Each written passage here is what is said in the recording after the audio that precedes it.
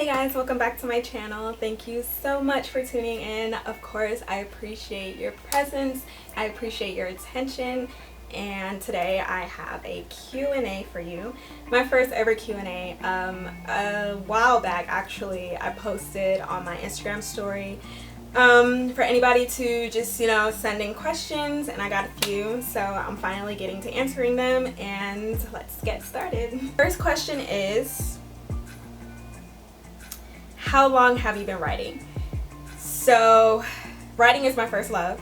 It's absolutely the thing that I love to do. I have been writing, I want to say I wrote my first story in the 3rd or the 4th grade. And I took like different pieces of paper and just started writing a story on them. And actually it was like construction paper, and I'm pretty sure it was like a little picture book at first. And then I went on ahead, went to the computer and created my own story.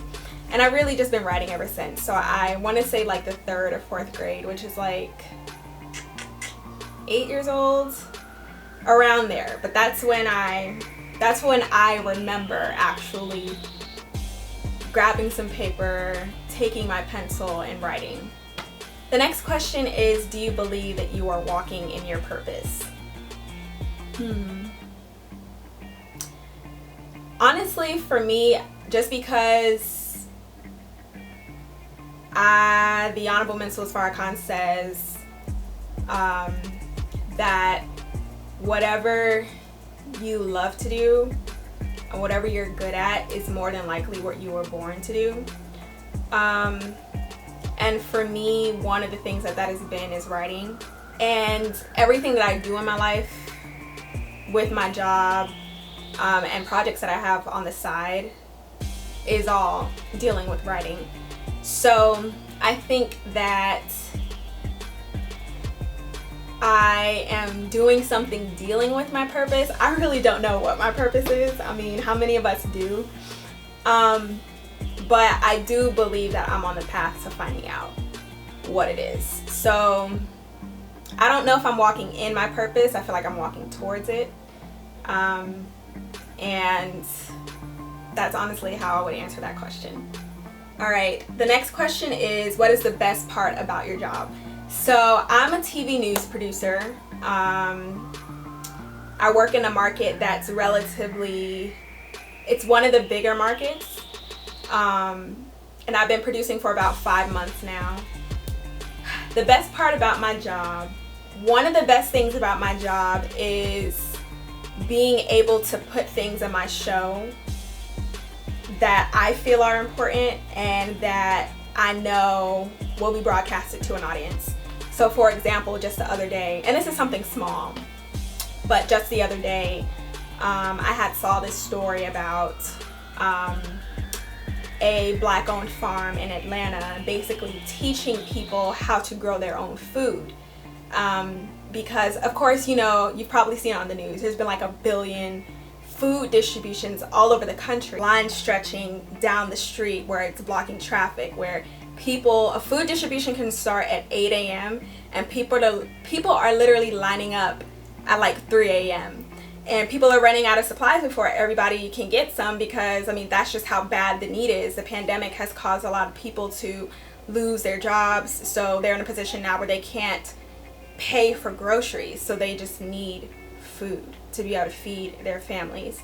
And so this farm in Atlanta, they were getting the community together because the man who owned the farm was saying that the area had a high population of people who were at a high risk for going hungry. So I felt like that was super important. It was also different because there's a lot of people giving out groceries, and this guy was literally teaching people how to grow food in their own backyards. So that was me, finding importance in something and putting it in my show. And now that initiative was broadcast to however many people watch. And it might have given somebody else an idea of, hey, I know how to grow food. I can teach people how to do this. Or, hey, I own a farm. I can teach people how to do this. So it was one of those things that I liked. And then last year, I wasn't a producer, I was a writer, but I was working with one of the producers, and I was able to put something in the show about the start of Ramadan, which is a month in which Muslims, we fast from sun up to sundown, and it's a very spiritual time for us. And so, you know, those kinds of things and finding stories that I'm passionate about or that speak to me is what I like to be able to share in my own newscast. So I think that's one of the best things. Another great thing is honestly sometimes just the rush of breaking news. I personally hate the stress when I get breaking news during my show, but you know, if something big happens and being in the newsroom, I mean, watching everything happen, watching the EPs do this and the producers, you know, we do this and the anchors have to run here so that we can get it on the air. It's, you know, the rush is pretty good, and it may not always feel good during the moment, but when you look back, it's like, man, you know, that was a rush. The next question is, have you faced any challenges being a Black Muslim woman in journalism? I know that there's a lot of Muslim women who have had negative experiences, unfortunately. And I can't say that I've had negative experiences with the people that I've worked with thus far. And that's because my start in journalism has mostly been with it's mostly been with Black publications. I first started off at my school newspaper, even though it wasn't a Black publication, but the people that I worked with at both school newspapers were very open-minded in terms of allowing me to be able to express that side of my faith. And I often worked in the opinion kind of category, so you know, writing about modesty, writing about Ramadan, you know, it was just a lot easier to write about those things. One, because it was the opinion category, so you could express those things, and plus I had an editor and an assistant editor who kind of wanted me to express those ideas as well. And then moving to the next thing that I was doing was with the Final Call, and that started while I was in college, and I've always freelanced with the Final Call even up until now for years. And you know, that's a Black Muslim publication, so of course, you know, that's gonna be, you know, easy breezy for me in terms of who I am and not having to deal with people being upset at me because of who I am. And then I worked for a Black publication down here in South Florida, and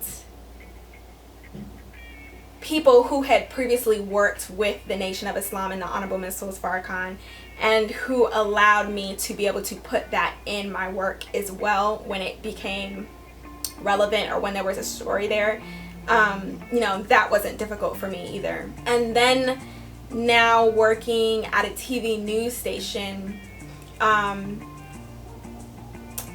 would say that the thing that has previously been difficult for me that I experienced was, how do I put this?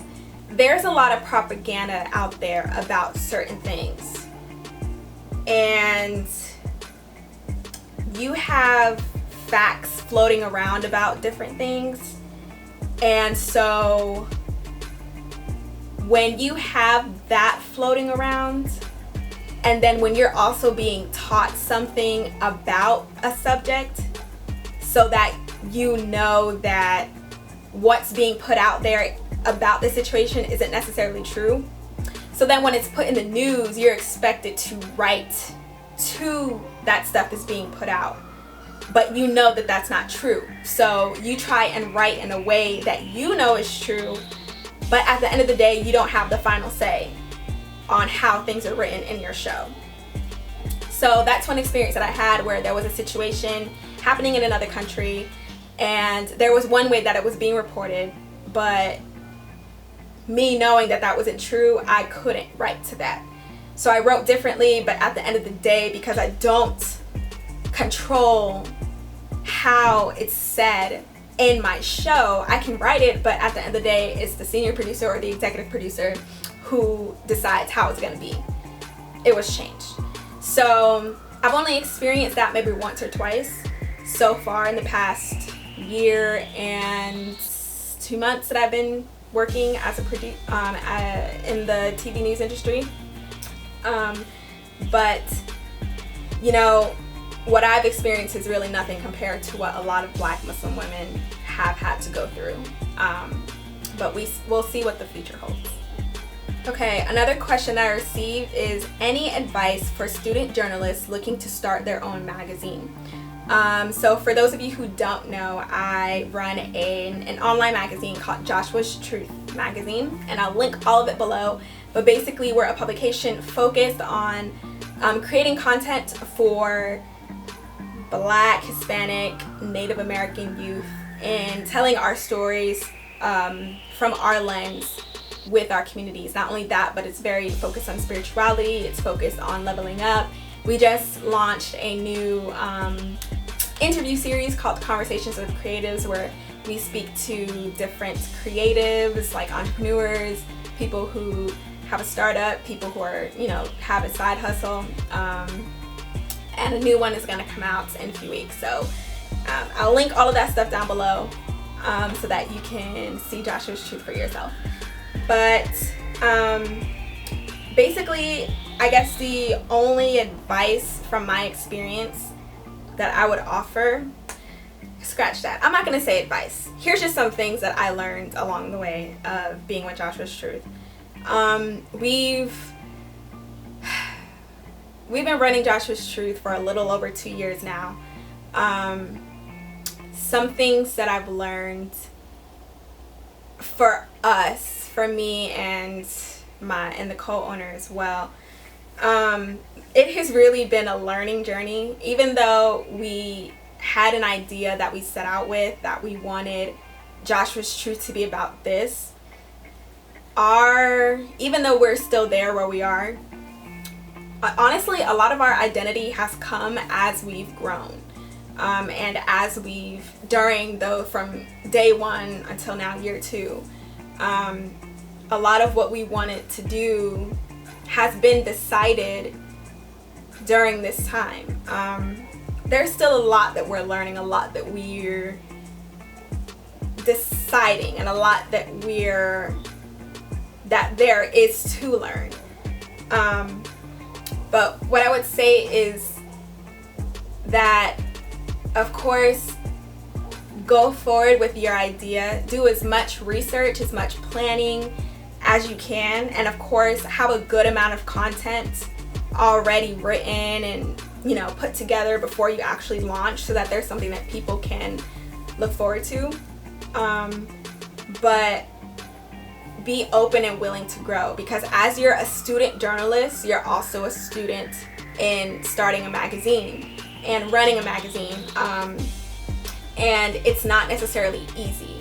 So just be willing to grow, willing to adjust, and willing to try out different things, because there's things that we've done, things that we've launched, things that we've tried that have not worked out, but that's okay. You know, it's a learning process. And, you know, just be willing to learn that, and be willing to not be so hard on yourself about when things or if things don't go planned. Something also that I would say is find a mentor.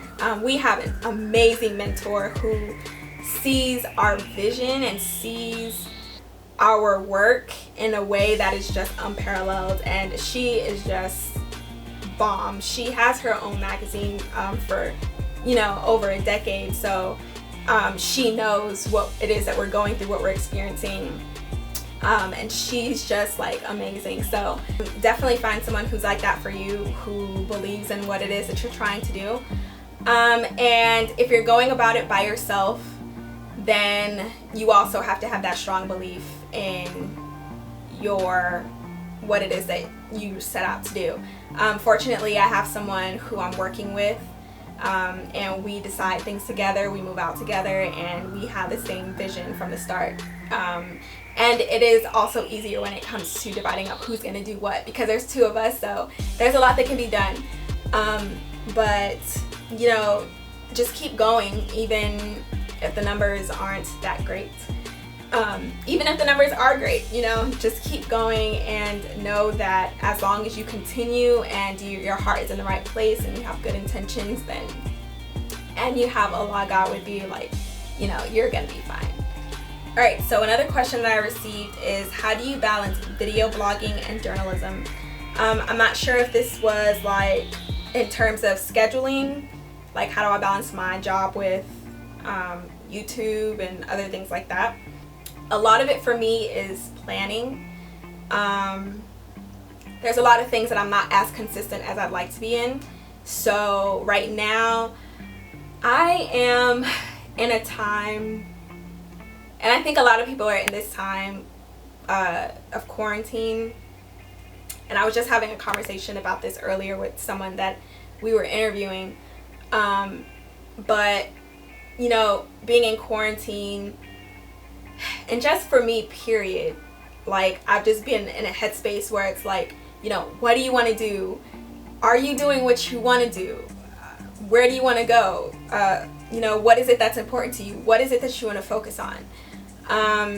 And so I'm kind of in a transitory period where I'm trying to figure out the best planning system. I'm trying to figure out exactly what it is that I'm focusing on. I'm trying to figure out exactly what it is that I want to put my time in. And as I'm going through these thoughts and asking myself these questions, then it's becoming clearer to me. And this isn't something that I'm just sitting down and, you know, I'm finding out the answer automatically. No, it's something that I'm praying on. It's something that I'm thinking of, you know, over time, because the answers don't come automatically, and that's okay. They don't have to come automatically. And it also comes as you try things out. You know, YouTube is important for me because, you know, I enjoy making videos.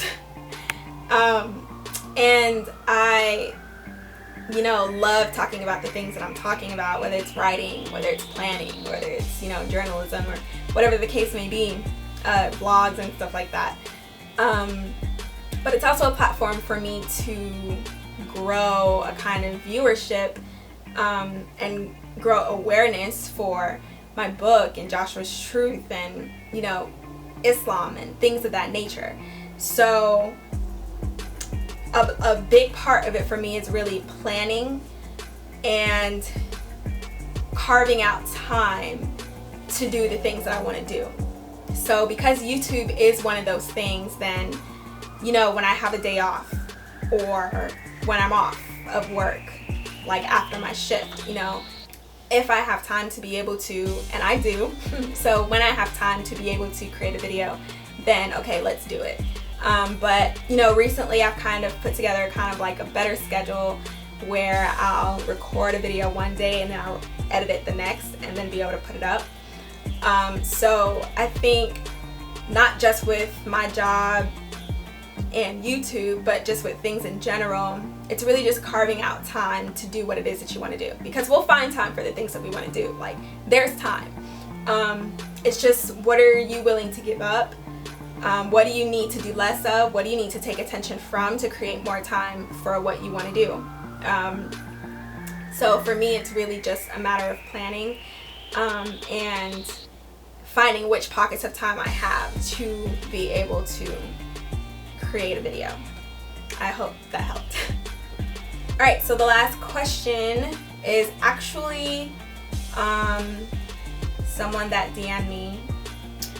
And okay, so she said, I have been doing some looking into journalism and blogging. I was wondering if I could get a few beginner tips. So with journalism, you really don't need a degree to start. You don't need a license or anything like that to start. You just need to start writing. Find a newspaper, a local newspaper, or an online publication. Pitch them. Make sure that you find out their submission guidelines and follow them to a T, because a lot of these publications are getting a lot of different pitches, and they're not going to look at your pitch unless it's formatted and all of that the way that they want it. So you want to make sure that you follow it to a T so that they can even look at what it is that you're sending them. Make sure that what you're sending is actually in line with what that publication writes. don't send them a book review about pandemics. That came to mind for obvious reasons. Don't send them a book review about pandemics when it's a culinary blog. Like, that just doesn't make sense. And it shows that you don't pay attention to what it is that they do. So there's that. Another tip about journalism is to continue to grow in the craft, and honestly that's with anything. You know, there's different websites that you can go to figure out how to format an article. There's different websites that you can go to expand your grammar, expand your vocabulary, things like that, and to learn more about issues. Also read newspapers if that's the kind of journalism that you want to go to. So this is where we're going to tie in blogging. Blogging is a great way for aspiring journalists to really get their start. Blogging is a way that many journalists have been discovered, and it's a way that you can put yourself out there. When you pitch to someone, or when you're filling out a job application as a journalist, then your blog should be where they point to. You can point to your blog as, hey, this is some of my work. This is some of the things that I've been doing, some of the things that I've been covering. And when you're first starting out, you're not gonna get paid a lot. So you might as well just put in that work to maybe do your own little reporting, you know, doesn't have to be anything major, something small that you heard about in your community. Do your own little reporting, put that on your blog so that it's something that you can point to when it is that you're pitching, or when it is that you're trying to get a job at a publication or something like that. You know, just try and have something for them to see. If you're trying to go into TV, then that's something that is a little bit more likely that you, depending on where you are, that you have to have a degree in. I know people who were and are still in school working at the station that I'm at, but it wasn't like a full-time position. When I was a writer then, and even some writers now, some of them are still in school. So, you know, find a way that you can get in. The way that I was able to get into my position is I started out as a part-time writer, and I was able to work my way up. And I have a video about that on my journey to becoming a TV news producer, so I'll link that in the cards and also in the description box. But definitely find a way to fit in. And I know, like, you know, there's different producers and executive producers who didn't start out as a writer or didn't start out as a producer. They started out as working the prompter, or they started out in the editing department. So there's different ways that you can, you know, make your way in. And sometimes you just have to start off in a smaller market. Miami is a big market, so the only reason why I'm a producer where I am now is because I worked my way up. But a lot of producers there, they started out in smaller markets. So do your research, find out what the smaller markets are. You might be in a smaller market, so it's easier for you to be able to make your way in and work there for a little bit, then work your way up to a bigger market. There's still, you know, there's bigger markets than Miami, so there's still higher to go. But definitely, you know, starting out in journalism, just start writing. Or if you're trying to get into TV, if you want to be a reporter, start creating your reel. You know, there's several YouTube videos about how to create a reel. I'm not a reporter, so I don't know how to do that. But, you know, I know people who have gone out with reporters, or who just went somewhere in their neighborhood, or who did it in school and, you know, did a stand-up and started reporting. So, you know, there's definitely a way to make yourself in. What I want to say about journalism is that it's not an easy field. Your hours can be crazy. Sometimes the day doesn't end, just depending on what happens. Sometimes it can be super easy, but you know, even though you have a schedule, there's really no set schedule. Sometimes you can always be on. even though you might not be on call on the schedule, you're still on call. So it's unpredictable because events don't take into consideration who has to cover them. They just happen. So just keep that in mind when going into journalism. Also know it's not the highest paying field. You know, if you're expecting to be making a bunch of money in journalism, you know, it's probably not gonna happen unless you're in a certain spot. So, you know, it really is a labor of love. And it's something that you have to enjoy, you know, even if it's just to an extent, but it is something that you have to enjoy in order to do. Because the time that I have to wake up, it is not fun, and it is not okay, okay? It's not okay. So those are all of the questions that I have, and I hope to do another Q&A sometime in the future, of course. You know, maybe some months later I'll put out another thing on Instagram and even on here to ask me some questions. And yeah, so I hope you guys enjoyed this video. I hope it gave you some insight into journalism and different things like that. Of course, make sure to subscribe, and I hope to see you guys in my next video.